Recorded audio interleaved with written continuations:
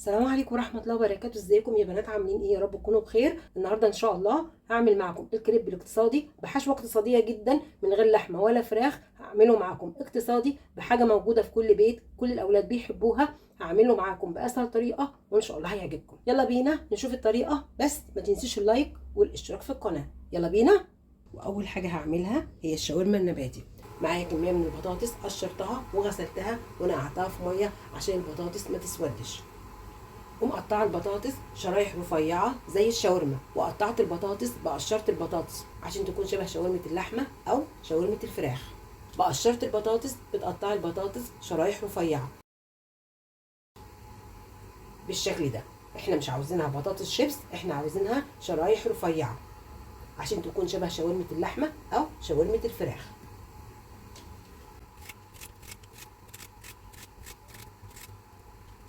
ولو شريحه البطاطس بتكون عريضه هتقسميها نصين بالشكل ده. هكمل تقطيع البطاطس لشرايح رفيعه وهرجع لكم تاني. وبعد ما قطعت البطاطس لشرايح بالطول رفيعه بالشكل ده،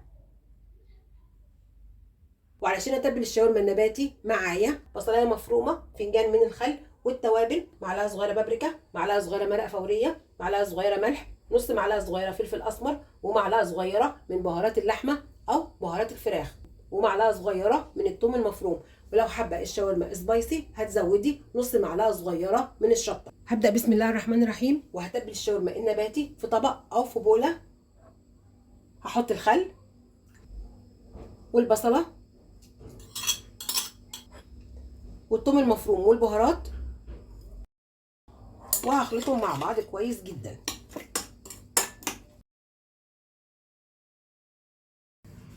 وهصفي البطاطس من الميه، وبعد ما صفيت شرايح البطاطس من الميه هحطها في التتبيله. بسم الله الرحمن الرحيم. وهخلط البطاطس بالتتبيله. بسم الله الرحمن الرحيم.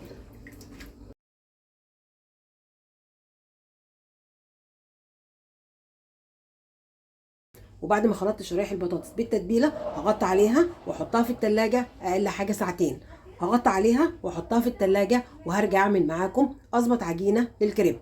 وعلشان اعمل الكريب النباتي من غير بيض ولا لبن وبطريقه مظبوطه وباسهل طريقه، معايا كوبايتين من الدقيق، 3 كوبايات من الميه، ومعلقتين كبار زيت ذره. هبدا بسم الله الرحمن الرحيم. في شفشق الخلاط هحط 3 كوبايات ميه.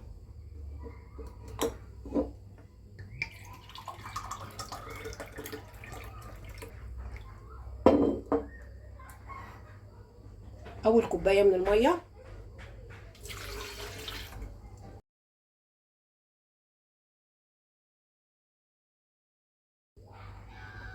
والكوبايه الثالثه، وهحط كوبايتين دقيق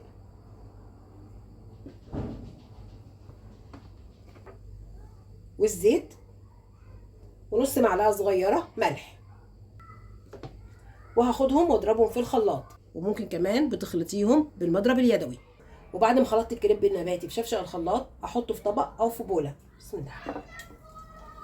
شوفي ناعم ازاي، ما فيهوش اي تكتلات، ناعم جدا. شوف الكريب قوامه حلو ازاي وما فيهوش اي تكتلات. وقوام الكريب بيكون خفيف مش تقيل. واهم خطوه لنجاح الكريب تسيبيه يرتاح من 10 دقايق لربع ساعه قبل ما تسويه. هسيبه يرتاح 10 دقايق وهرجع اسويه معاكم. وهعمل مع كريب الشاورما النباتي التوميه على طريقه المطاعم. معايا 5 معالق كبار نشا، هحط عليهم كوبايه من الميه. هبدا بسم الله الرحمن الرحيم في كسرولة. هحط كوبايه الميه. بسم الله الرحمن الرحيم. وهحط النشا وهقلب الميه والنشا على البارد. بسم الله الرحمن الرحيم. وهحط كمان معلقه صغيره من الثوم وهقلب. بسم الله. وهاخد النشا والميه والثوم وهرفعهم على النار، وعلى نار هاديه حطيت النشا مع الميه مع الثوم وهفضل اقلب فيهم لغايه لما قوامهم يتقل.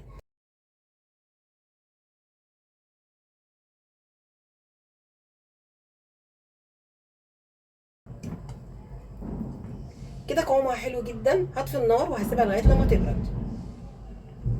وبعد ما خلطت النشا والميه والثوم بردوا هعمل التوميه في شفشق الخلاط. هحط كوبايه الا ربع من الميه المثلجه او ميه فيها تلج. بسم الله. وهحط كمان خليط الميه والنشا والثوم، وهاخدهم واضربهم في الخلاط. وبعد ما ضربت خليط التوميه في شفشق الخلاط هحط نص معلقه صغيره ملح، والملح حسب الرغبه.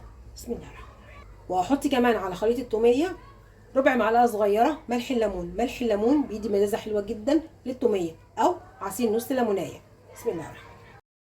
وهخلط المكونات كلها مع بعضها في الخلاط. واخر حاجه هحطها على خليط التوميه فنجان من زيت الذره، هحطه على التوميه شويه شويه لغايه لما قوام التوميه يتقل. هضرب التوميه في شفشق الخلاط وهرجع لكم تاني. وبعد ما ضربت التوميه في الخلاط هحطها في طبق. بسم الله الرحمن الرحيم. قوامها حلو جدا. لو عاوزه التوميه تقيله هتحط نص كوبايه من الميه المثلجه. وفي طاسه الكريب او في اي طاسه عاديه هسوي الكريب النباتي. همسح الطاسه بمسحه من الزيت، مسحه خفيفه. والكريب النباتي بتاعنا بعد ما ارتاح هاخد من الكريب واحط في الطاسه. بسم الله الرحمن الرحيم.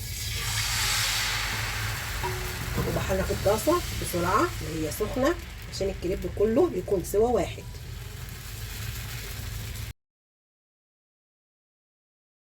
واول ما الكريب بينشف وبيسيب الطاسه وبياخد لون من تحت بقلبه على الوش التاني. حاطه الكريب على نار متوسطه. هسيب الكريب لغايه لما ياخد لون ذهبي من تحت وهقلبه. هقلب الكريب على الوش التاني بعد ما اخد اللون الذهبي الخفيف.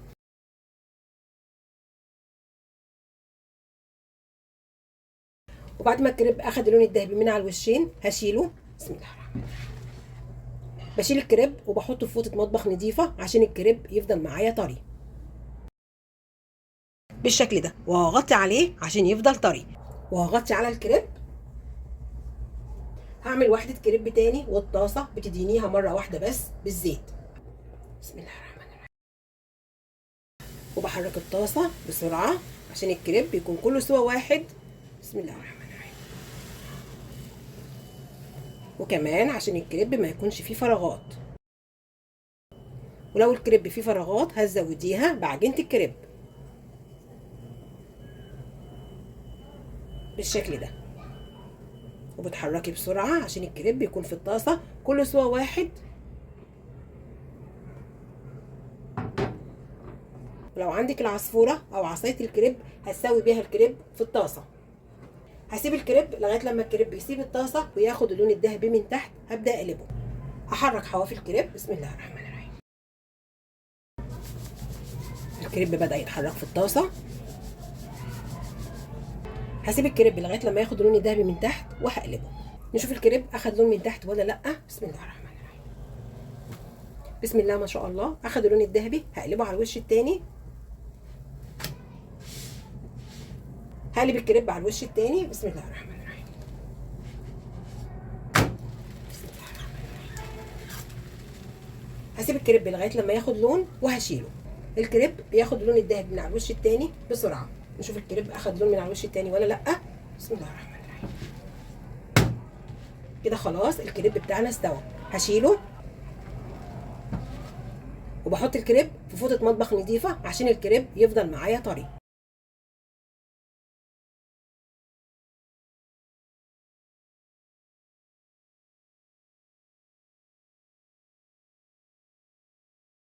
هكمل تسويه عجينه الكريب وهرجع لكم تاني. وعشان اسوي الشاورما النباتي حطيت زيت في طاسه يسخن وهنزل ببصل متقطع جوانح او شرايح. بسم الله الرحمن الرحيم. وهقلب في البصل لغايه لما البصل يدبل.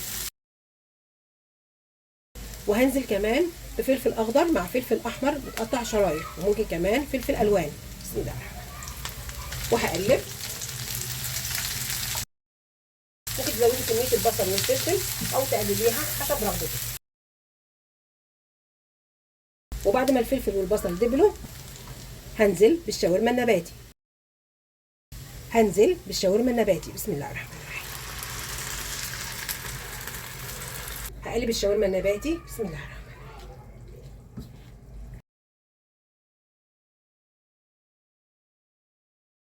واخر حاجه هحطها على الشاورما النباتي معلقه كبيره من السكر. السكر بيدي كرمله حلوه جدا للبصل، وكمان السكر هيدي للشاورما النباتي طعم حلو جدا. بسم الله الرحمن الرحيم. هقلب بسم الله الرحمن الرحيم، وهسيب الشاورما لغايه لما تستوي. هبدا بسم الله الرحمن الرحيم وهعمل كريب الشاورما النباتي. شوفي الكريب اللي من غير بيض ولا لبن حلو ازاي، شوفي طري جدا، طري ازاي، شوفي طري ازاي، عشان اول ما بيطلع من الطاسه بغطيه. هحشي اول واحده من الكريب النباتي، هحط من التوميه بسم الله الرحمن الرحيم، وهفردها، وباخد من الشاورما النباتي بسم الله الرحمن الرحيم واحطها في الكريب، وهحط قطعه من الزيتون المخلي اسود او اخضر حسب رغبتك. انا هنا عندي اسود مع اخضر، وممكن كمان بتحطي قطعه من الخيار المخلل. بسم الله الرحمن الرحيم. وهحط كمان جبنه موتزاريلا، وهقفل الكريب على الحشوه بسم الله الرحمن الرحيم. والجنب التاني بالشكل ده. هعمل واحد تاني، هعمل واحد تاني بالكاتشب، هاخد من الكاتشب وهفرد في الكريب بسم الله الرحمن الرحيم.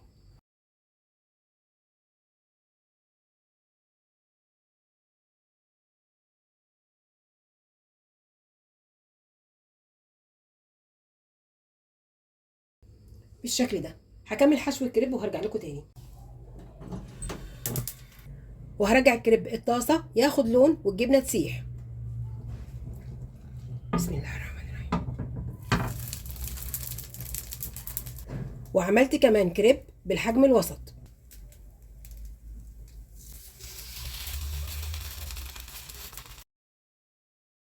والنهارده عملت معاكم كريب الشاورما الاقتصادي من غير لحمه ولا فراخ، عملته معاكم اقتصادي جدا بمكونات موجوده في كل بيت وباسهل طريقه.